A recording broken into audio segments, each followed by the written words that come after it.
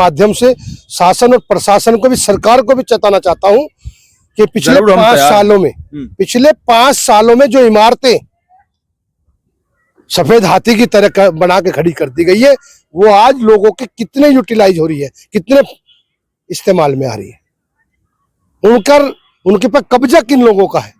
पढ़े लिखे पार्षद के कार्य ऐसे होते हैं। वो कहता कि मैं पढ़ा लिखा पार्षद हूँ, और मैं तो कहता हूँ पढ़े लिखे पार्षद को पहले, सबसे पहले ये पता करना चाहिए, जांच करने, उसका अच्छी से जमीन के बारे में जानकारी हासिल करनी चाहिए थी, ये जमीन कौन से डिपार्टमेंट की है।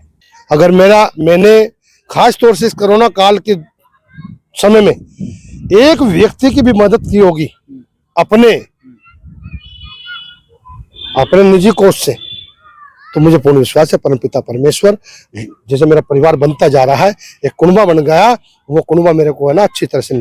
नमस्कार, आप देख रहे हैं नव समाचार। मैं हूं रमाकांत उपाध्याय। मैं आज वार्ड नंबर 8 में खड़ा हूं, जो पहले वार्ड नंबर 14 हुआ करता था। हमारे बीच में रामे प्रधान खड़े हुए हैं। रामे प्रधान इस वार्ड के वो चेहरा हैं कि हर घर में इनको एक आदमी जानता है। यही समझ लीजिए कि इनका हर घर में एक अपना वोट है, क्योंकि कहीं ना कहीं लोगों से इनका जुड़ाव आज से नहीं, तकरीबन पिछले कोई 25 साल से उसी तरीके से जुड़े हैं जिस प्रकार से परिवार से व्यक्ति जुड़ता है। रामे प्रधान आए उत्तर प्रदेश से, यहाँ पे आके लोगों के बीच में सेवाएं की, लोगों से मिले। रामे प्रधान, चुनाव नजदीक है, 2 साल कार्यकाल ज्यादा हो चुका है। मतलब चुनाव को, मतलब ये क्या है कि कार्यकाल जो 5 साल का था वो खत्म होकर 2 साल फालतू हो गया है। फिर भी सरकार अभी चुनाव कराने के मूड में है या नहीं है, ये सरकार जानती है, परंतु कुछ आपको भी पता होगा। देखिए उपाध्याय जी, सबसे पहले तो मैं आपका और आपके चैनल का और साथ साथ में आपके दर्शकों का धन्यवाद और आभार व्यक्त करता हूं कि आपने मुझे अपनी बात रखने का और समाज की, यानी कि वार्ड वासियों की बात रखने के लिए आपने मुझे आज निमंत्रण देकर बुलाया। बहुत बहुत धन्यवाद, आभार व्यक्त करता हूँ। दूसरी बात, 7.25 साल होने जा रहे हैं। 7.25 साल में जो पिछला 5 साल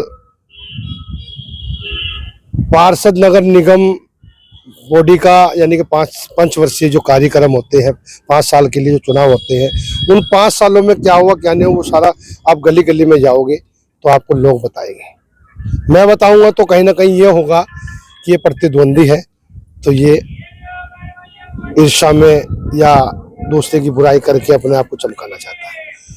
मेरा मानना यह है कि हाथ कंगन को आँच किया और पढ़े लिखे को फांसी किया। दूध का दूध, पानी का पानी आप करना। तो मैं आपसे एक रिक्वेस्ट करना चाहूंगा कि किसी दिन आप मुझे एक समय आधे घंटे का दे, मैं इस पूरे वार्ड के अंदर आपको उन चीजों से अवगत कराना चाहता हूं। आपके माध्यम से शासन और प्रशासन को भी, सरकार को भी चेताना चाहता हूं कि पिछले 5 सालों में जो इमारतें सफेद हाथी की तरह बना के खड़ी कर दी गई है, वो आज लोगों के कितने यूटिलाइज हो रही है, कितने इस्तेमाल में आ रही है। उनके पास कब्जा किन लोगों का है, उनकी चाबी किसके पास है।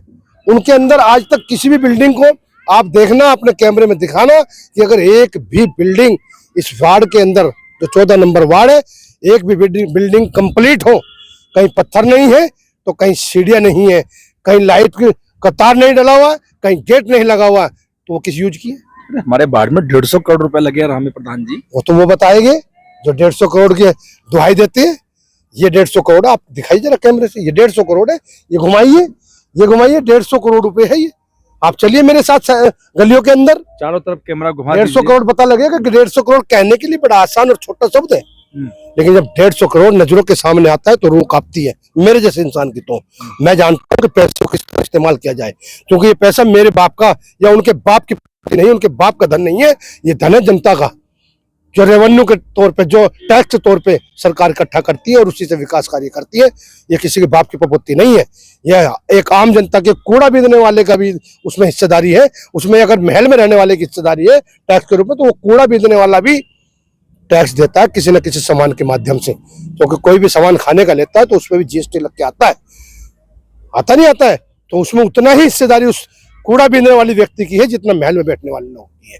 तो मैं आपसे ज्यादा कुछ ना कहता हूँ, ये कहूँगा आप पूरे वार्ड के अंदर आपसे मैं हम्बल रिक्वेस्ट करना चाहता हूँ कि आप मुझे किसी दिन, जिस दिन आप फुर्सत में हो, आधे घंटे का समय दे, इस पूरे वार्ड के अंदर आपको हम तैयार हैं जब आप समय दें। अरे जल्दी मैं आपको समय दूंगा। मैं आपने मेरे से मांगा, मैं दूंगा और मैं दिखाना चाहता 150 करोड़ आपने मेरे से, मुझे नहीं पता 150 लगे या 200 लगे या 50 लगे या 5 लगे, वो तो लगाने वाला प्रशासन, शासन, निगम बताएगा, जिसके मार्फत जिसकी निगरानी में लगे वो बताएगा। उन्होंने ही बताया हमें तो। कितनी गलियां आप चलिए देवीलाल नगर के अंदर, ये अम्बेडकर नगर की, मैं अभी 3 नंबर गली के सामने खड़ा हूँ, ये 3 नंबर से आगे चलेंगे तो एक चौक पड़ता है, 2.5 साल तक खुदवा के घेरती गली, क्यों नहीं बनाई? कॉलोनी में जाके पूछो वो कैसे बनी सड़क। जब वो सड़क पास करवाई किसी के माध्यम से, किसी नेता के माध्यम से, हमने अधिकारियों से रिक्वेस्ट करी, तो वो आधी गली फिर वो पास हुई। जैसे यहाँ पे नापा तोलने के लिए जेई और एसडीओ आए, तो उस टाइम का वर्तमान पार्षद आकर अपना नंबर बनाने लगे। अच्छा, एक चीज और, ये बड़ा अच्छा सुंदर पार्क बना दिया लोगों के लिए आने जाने के लिए, अब इसको एचएसवीपी तोड़ेगी तो जो पैसा है बहुत एक नुकसान है। नुकसान से सभी को पता है, पढ़े लिखे पार्षद के कार्य ऐसे होते हैं। वो कहता है कि मैं पढ़ा लिखा पार्षद हूँ, और मैं तो कहता हूँ पढ़े लिखे पार्षद को पहले, सबसे पहले ये पता करना चाहिए, जांच करनी, उसका अच्छी से जमीन के बारे में जानकारी हासिल करनी चाहिए थी, ये जमीन कौन से डिपार्टमेंट की है। आप क्या चाहते हैं, अनपढ़ पार्षद है? मैं तो नहीं कह रहा, मैं तो ये कह रहा पढ़े लिखे पार्षद कहता है अपने आप को, जो पढ़ा लिखा पार्षद है। मैंने अभी कहा कि पढ़े लिखे को फारसी क्या और हाथ गंगन को हाथी क्या। जो पढ़ा लिखा है तो वो साबित करके दिखाए कि मैं पढ़ा लिखा था और मैंने यहाँ पे रेवेन्यू चेंज कराया, रेवेन्यू में लैंड को यूज चेंज कराया, लैंड यूज चेंज कराया और डिपार्टमेंट चेंज कराया, या उस डिपार्टमेंट को निगम डिपार्टमेंट से पैसा मुहैया करा के इसको अधीन कराया, तब इस पे विकास कार्य होना चाहिए था। 25 साल का आपका संघर्ष इस बार चुनाव में तब्दील होगा। मेरा परिवार में, आप अपने परिवार के बीच में कह रहे हैं मेरा परिवार है, मैं एक प्रवासी हूँ, छाती ठोक के कहता हूँ, लड़ाई लड़ता आया हूँ, क्योंकि मैं कर्म पे विश्वास करता हूँ, कथनी पे नहीं। कथनी पे नहीं, कर्म पे। करनी और कथनी में मेरे बस की फर्क करना नहीं है। मेरा जो कोई भी परिवार है वो मुझे दिल से चाहता है। पिछली की तरह बैठ तो नहीं जाओगे? मैं तो नहीं बैठा पिछली बार में, कौन कहता बैठा? बोल के पहले के बीच में चुनाव नहीं लड़े, शांति से कोई रोहा, कोई रोने लगा, उसके भाव में बह गया। तो मैं भावनात्मक में बहुत भावनात्मक व्यक्ति हूँ, मैं बहुत भावनात्मक व्यक्ति हूँ। वो आपकी बार मुझे रुला रहा है, लेकिन मैं रोने वाला नहीं, क्योंकि जनता नहीं, मेरा परिवार का एक छोटे से बड़ा परिवार का सदस्य मेरे साथ खड़ा है। मुझे लोग रोक रोक के कहते हैं कि नहीं प्रधान जी आपका हक है। मैंने खास तौर से इस कोरोना काल के समय में एक व्यक्ति की भी मदद की होगी अपने निजी कोष से, तो मुझे पूर्ण विश्वास है परमपिता परमेश्वर, जैसे मेरा परिवार बनता जा रहा है, एक कुनबा बन गया, वो कुनबा मेरे को है ना अच्छी तरह से नवाजेगा। और मैं आपके चैनल के माध्यम से अपने पूरे परिवार को, वार्ड नंबर 14 जो पहले था अब 8 सुन रहे के 8 बनने जा रहा है, अभी कंफर्म नहीं है, तो मैं पूरे वार्ड के अपने परिवार के लोगों को आश्वस्त करना चाहता हूं कि मुझे एक ही चीज से नफरत है, घमंड से। आज मैं शायद कहीं बहुत जगह नहीं रुक पाता हूं जानबूझ के, क्योंकि वर्तमान पार्षद ने लोगों को 20-20 बार पैर पकड़े, 10-10 बार पैर पकड़े, और बनने के बाद उनकी तरफ नजर जाकर नहीं देखी, राम रहीम भी छोड़ दिए, दुआ सलाम भी छोड़ दिया, लोगों को प्रणाम करना बंद कर दिया, तो लोगों के दिलों में आज उसका दर्द है, पीड़ा है। रामे प्रधान काम 10 दिन बाद कराएगा, 15 दिन बाद काम कराएगा, लेकिन लोगों से 1 to 1 संपर्क रखेगा। ये मैं आपके चैनल के माध्यम से अपने पूरे परिवार के लोगों, बहन बेटियों को, भाइयों को, बड़े बुजुर्गों को, सबको ये आश्वस्त करना चाहता हूँ कि आपकी तैयारी तो पूरी है, लेकिन मुझे लड़ा रहे लोग।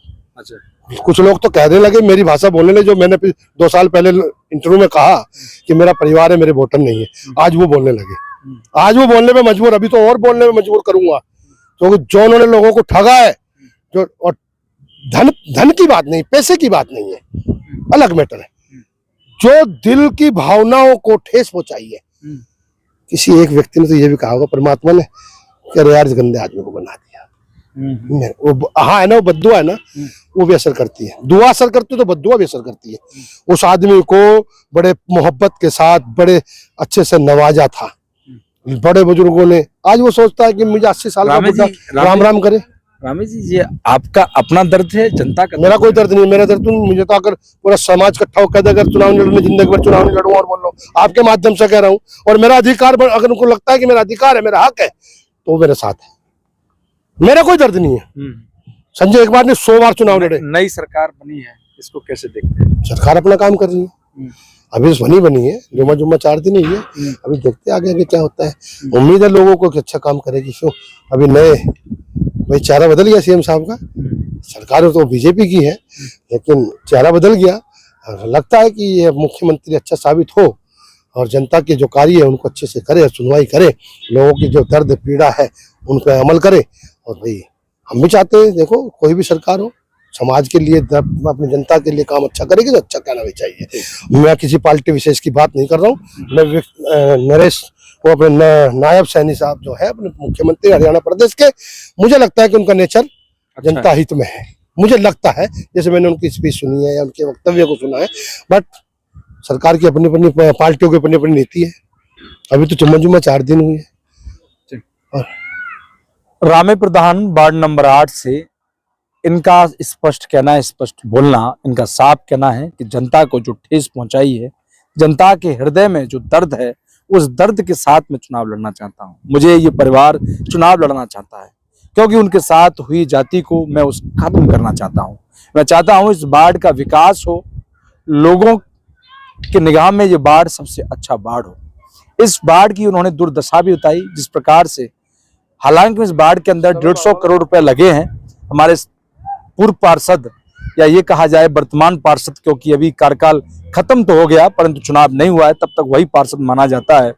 तो कहने का मतलब मेरा ये है कि पैसा तो इस वार्ड के अंदर आया, लगाया भी, तमाम काम भी हुए जैसा उनका कहना था। परंतु यहाँ पर कोई दूसरे व्यक्ति को पूछते हैं तो उसका कहना है कि 150 करोड़ इस वार्ड के अंदर लगेगा तो बहुत होगा। काम हुए, बड़े पार्क बने, कम्युनिटी सेंटर बना, कम्युनिटी सेंटर टूटा भी, तमाम ऐसी चीजें हुई। तो अब देखने वाली बात यह है कि चुनाव में अभी समय बकाया है। जब तक के लिए आप देखते रहें नव समाचार, विभाग खबर हर समय। धन्यवाद।